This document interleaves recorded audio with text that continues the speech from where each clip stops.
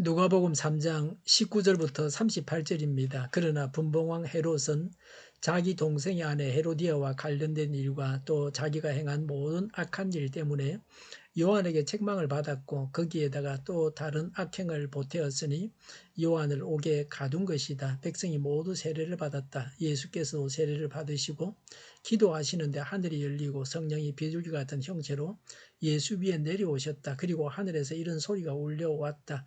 너는 내 사랑하는 아들이요 나는 너를 좋아한다. 예수께서 활동을 시작하실 때에 그는 30살쯤이었다. 그는 사람들이 생각하기로는 요셉의 아들이었다. 요셉은 엘리의 아들이요 그 윗뒤로 거슬러 올라가면 맏단, 레위, 멜기, 얀나, 요셉, 마따디아, 아모스, 나훔, 에슬리, 낫게, 마따디아, 세메인, 요색, 요다, 요하난, 레사, 수룹바벨, 스알딜, 네리, 멜기아티, 고삼, 마담, 에르, 예수, 에르, 에제르, 요리, 마탄, 레위, 시므온, 유다, 요셉, 요남, 엘리야김, 멜레아, 맨나, 마따다, 나단, 다윗, 이세, 요벳, 보아스, 살라, 나손, 아미나답, 아드민, 아르니, 헤스론, 베레스, 유다, 야곱, 이삭, 아브람, 데라, 나홀,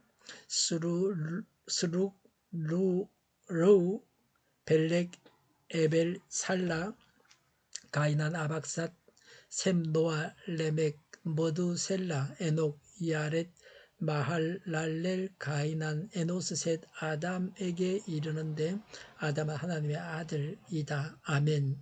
그러나 19절에 그러나 분봉왕 헤롯은 자기 동생의 아내 헤로디아와 관련된 일과 또 자기가 행한 모든 악한 일 때문에 요한에게 책망을 받았고라고 했습니다. 분봉왕 헤롯은 헤롯 안디바입니다. 갈릴리 베레아 통치자요 그 동생은 헤롯 대왕과 대제사장의 딸 마리암네 사이에서 태어난 헤롯 빌립 1세입니다. 헤로디아는 헤롯 안티파와 헤롯 빌립 1세의 이복 형제였던 아리스토블루스의 딸입니다. 헤로디아는 헤롯신 삼촌인 헤롯 빌립과 결혼해서 살로메라는 딸을 낳습니다. 헤롯 안디바가 헤롯 빌립의 집을 방문했다가 헤로디아와 불륜의 관계를 맺습니다. 그래서 헤로디아는 빌립과 이혼하고 헤롯 안디바는 아라비아 공주와 이혼을 하고 두 사람이 결혼을 합니다. 왕을 비난하면 목이 달아나게 됩니다. 그러나 세례 요한은 왕의 잘못까지도 책망했습니다. 메시아기를 준비하는 요한의 일은 생명을 건 작업이었습니다. 요한은 이러다가 죽습니다. 요한은 목숨 바쳐서 메시아의 길을 평탄하게 했습니다. 예수님도 목숨 바쳐 죽으셨습니다. 하나님의 일은 목숨 바쳐서 해야 합니다. 20절에 거기에다가 또 다른 악행을 보태었으니 요한을 옥에 가둔 것이다 라고 했습니다. 헤롯은 요한의 책망을 듣고 회개했어야 했습니다. 요한을 옥에 가둠으로 또 죄를 지었습니다. 사무엘 존스는 충고는 환영을 받는 경우가 거의 없다. 충고를 가장 필요로 하는 자가 가장 덜 좋아한다고 했습니다. 예수님께서 세례를 받으셨습니다. 21절에 백성이 모두 세례를 받았다. 예수께서도 세례를 받으시고라고 했습니다. 예수님께서 세례를 받으신 이유는 첫 번째, 사생활을 끝내고 공생애를 시작하는 표적이었습니다. 두 번째, 하나님의 의를 온전히 이루기 위한 절차였습니다. 예수님 자신을 죄인들과 동일시하시기 위해서였습니다. 성도와 교회에서 세례를 받아야 할 것을 친히 모범으로 보여주셨습니다. 21절에 기도하시는데 하늘이 열리고라고 했습니다. 예수님은 기도하시는 모범을 보여주셨습니다. 예수님은 하늘이 열리는 것을 보셨습니다. 하늘이 열린다는 것은 하나님께서 계시하신다는 것입니다. 하나님께서 오랫동안의 침묵을 깨고 다시 하나님의 권능을 행사하기 시작하셨습니다. 이는 예수님의 공생의 시작을 격려하는 하나님의 위로입니다. 성부와 성자가 하나이심을 시사합니다. 예수님의 기도는 하늘을 여는 능력의 기도였습니다. 우리의 기도는 어떻습니까? 또 그 기도는 하늘의 보좌를 여는 능력의 기도입니까? 진정 응답받는 기도입니까? 22절에 성령이 비둘기 같은 형체로 예수 위에 내려오셨다고 했습니다. 예수님께서 메시아이신 증거입니다. 예수님과 요한은 성령의 실체를 보았습니다. 했습니다. 22절에 그리고 하늘에서 이런 소리가 울려왔다. 너는 내 사랑하는 아들이요 라고 했습니다. 성령의 임재와 함께 들린 음성입니다.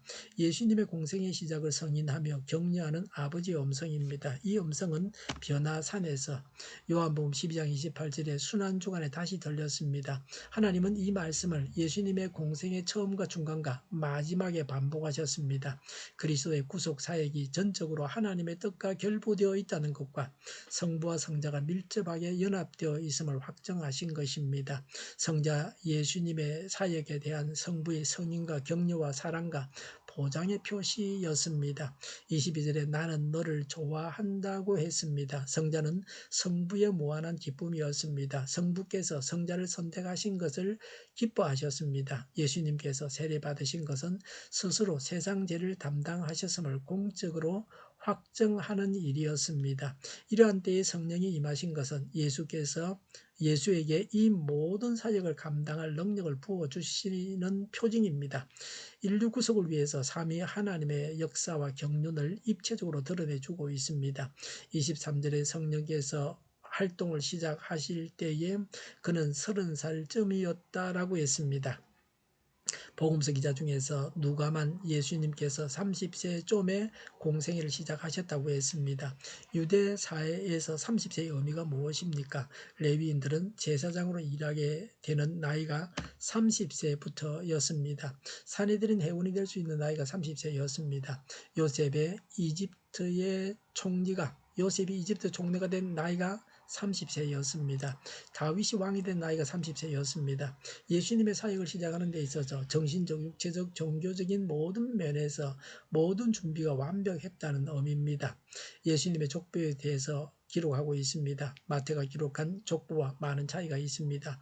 23절에 그는 사람들이 생각하기로는 요셉의 아들이었다. 요셉은 엘리의 아들이요라고 했습니다. 마태복음에는 요셉의 아버지는 야곱입니다. 그래서 누가복음은 마리아의 족보라고 하기도 합니다. 요셉이 본래 야곱의 동생 엘리의 아들이었으나 야곱이 아들이 없어서 양자가 되어서 요셉이 다윗의 왕가의 상속자가 되었다고 하기도 합니다. 24절에 그 윗뒤로 거슬러 올라가면 맏단, 레위, 멜기, 얀나, 요셉 이라고 했습니다. 밑으로 거슬러 올라가면서 족보를 말하고 있습니다. 38절에 에노스, 셋, 아담에게 이르는데 아담은 하나님의 아들이다라고 했습니다. 아담을 직접 만드신 하나님에게까지 족보를 소급하고 있습니다. 예수님은 하나님께서 창조하신 아담에게서 난 인류의 한 사람임을 강조하고 또한 인류의 기원을 밝힐 뿐만 아니라 궁극적으로 예수님께서 하나님의 진정한 아들이셨음을 보여주고자 한 것입니다. 예수님은 하나님이 사람 되어 오셨습니다. 예수님은 십자가에서 죽으심으로 우리를 구원하셨습니다. 우리도 생명을 걸고 하나님의 일을 해야 합니다. 기도하겠습니다. 생명을 걸고 하나님의 일을 하게 하옵소서. 오늘보다 내일이 더 낫게 하여 주옵소서. 교회가 분열되지 않고 하나가 되게 하여 주시옵소서. 모든 언론이 제 역할을 다하게 하여 주시옵소서. 정의가 강물처럼 흘러가게 하여 주시옵소서. 하나님을 대적하는 법들이 만들어지지 않게 하여 주시옵소서. 코로나19가 물러가고 바로 백신 접종을 완료하고 치료제가 나오고 갇힌 생활이 끝나게 하여 주시옵소서.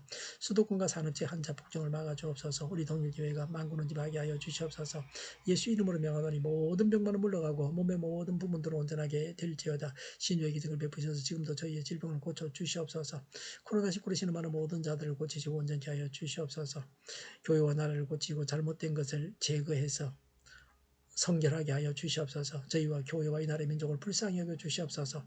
이 나라의 지도자 복을 허락하여 주시옵소서. 하나님께서 기뻐하시는 나라가 되게 하여 주시옵소서. 늘 맑은 공기를 마실 수 있게 하여 주시옵소서. 공부한 학생들에게 지혜를 가셔서 앞서가게 하시며 합격의 영광을 누리게 하여 주시옵소서. 오늘도 하나님 안에서 차고 넘치는 삶, 복된 삶을 살게 하여 주시옵소서. 은혜가 넘쳐나는 예배, 감염이 없는 예배, 또 종려주일 예배를 잘 드리게 하여 주시옵소서. 좋으신 하나님을 찬양하면서 예수님의 이름으로 기도하옵나이다. 아멘.